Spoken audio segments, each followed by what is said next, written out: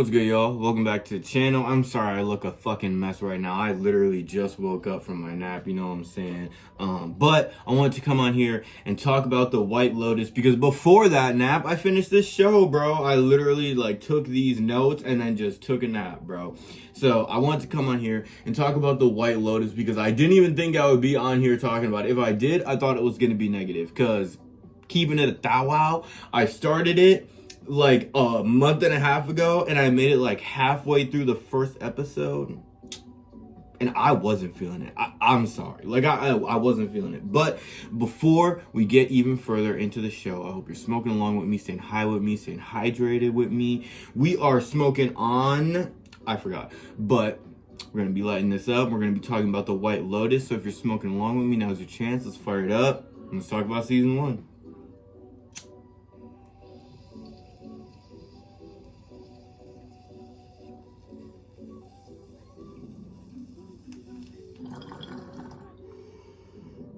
Too much water.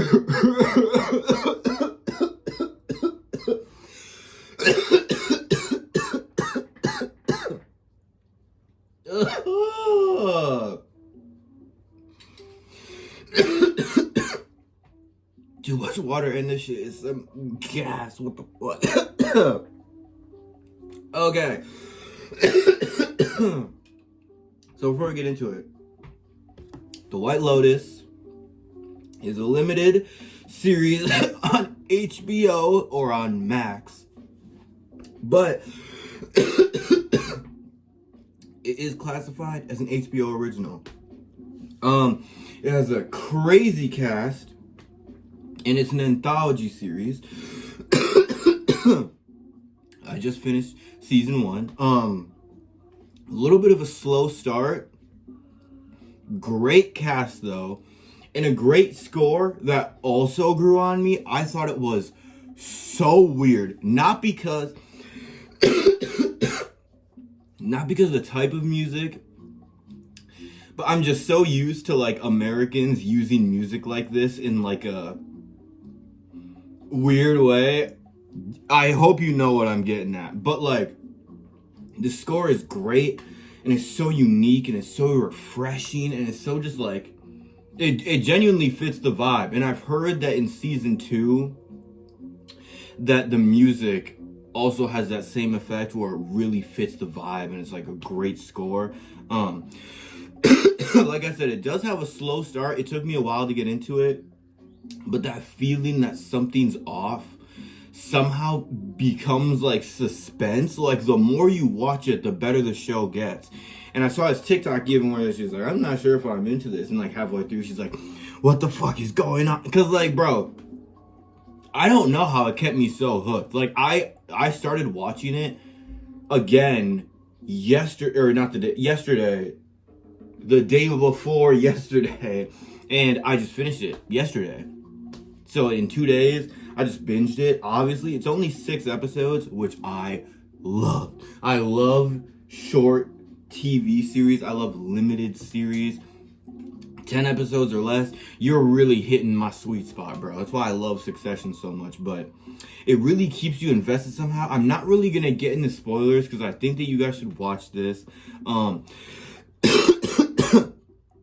It's a really good satire on rich people and all that shit and how they think, how they act, the choices that they make, the entitleism that they think they have. It was great satire of that, but without being too on the nose and without completely pandering to the audience that feels that way. Kind of in the same way that Bodies did, where it was clearly making fun of the characters, but in a way that didn't poke so much fun that that audience wouldn't see it. You know what I mean?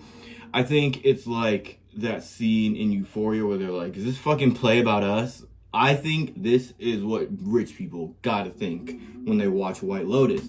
So I did like that. I feel like White Lotus is like a rich person watching White Lotus is kind of like someone holding up a mirror and the rich person is just like, oh, nope, that's not me. That's not me. Bro, That's all I could think about, and I think that's so funny. So I did like that. I thought it was great. In this part of the video, I am going to be getting into some spoilers. So if you haven't seen White Lotus Season 1, I would skip ahead at least 2 minutes, because I'm going to be talking about some shit for the next 2 to 3 minutes, starting now. So, Armand dies! Armand! My poor Armand. I love that character so much. And I was literally like, oh, my man is free. And then he gets fucking stabbed. So fuck that. And fuck that poor spa lady, bro. Fuck Jennifer Coolidge for just like dragging her along. Like, yeah, you should have your own business. You should get the fuck out of here. Psych. And fuck that dude, that SNL nigga. He was so annoying, that male Karen. I forgot what they're called. Darren's. Yeah, fuck that Darren. And poor Alexandra Daddario, bro. God damn it. When she went back to him at the end, I was like, fuck. Nah, that's life for real. Isn't that? That's life, ain't it? Like, just like in Succession. Like, I was like, oh yeah. Happy endings aren't real. Like, I was so fucking upset. As far as the family, dude, I low-key liked the dad, even though he's kind of a homophobic piece of shit. And the mom is fucking crazy. I did not really fuck with her, but I do love Connie Britton. The brother, I feel like the brother is the one that actually ended up winning the season, because, dude, when the show started, I felt like an old person, because I was just like, hey man, put that switch down, bro. Look around you. Like, you know what I'm saying? Like, I felt old. I felt stupid. Like, because I definitely used to be like that, but like, I felt stupid. Like, I was like, bro, put the phone down. Like, you don't need that electronics, bro. You're in Hawaii. Like, just, it's like primal shit. You know what I'm saying? And then he does it. I was shook. I was so happy. I was like, nah, for real. Teach this. Like, I was so happy for the brother. And I think he wins the season. I'm so glad he didn't get on that fucking plane.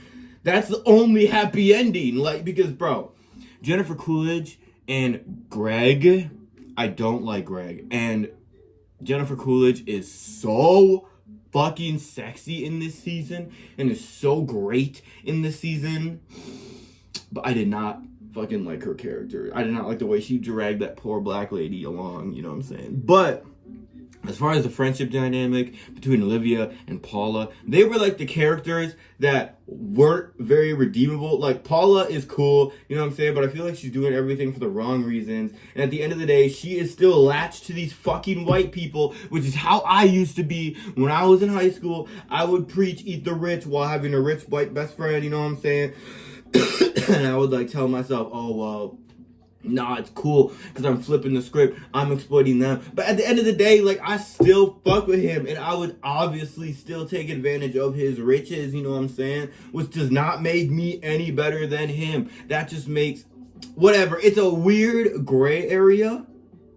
But I personally feel like Paula was making a lot of decisions for the wrong reasons.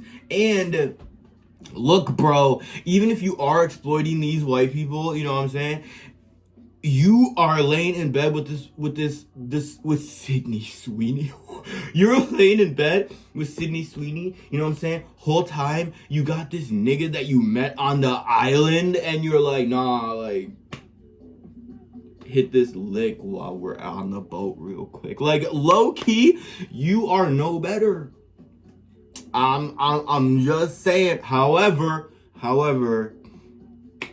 there is now I'm gonna get into some psychoanalysis spoilers, because it's actually super cool.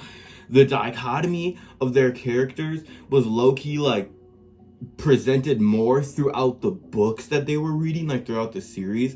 So the books that they were reading, like throughout the series, would differ in opinions and differ in like mindsets, and it would show you kind of like how fundamentally different they are as a person. And then at the end, Paula is reading a book on colonialism, and Sydney is reading Lacan.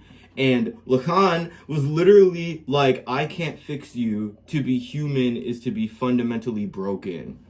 And I just think that there's a little on the nose thing. Like, of course she's reading Jacques Lacan. Like, it's great. Like, you know what I'm saying? So I thought that writing, that was like the best part of the writing to me.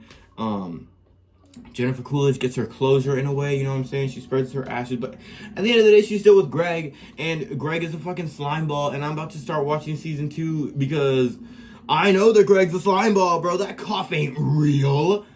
That cough ain't real. Fuck that, bro. I'm dying. Capperton, bro. Capperton. I'm on my knee. You know what I'm saying? So, I thought White Lotus was pretty cool.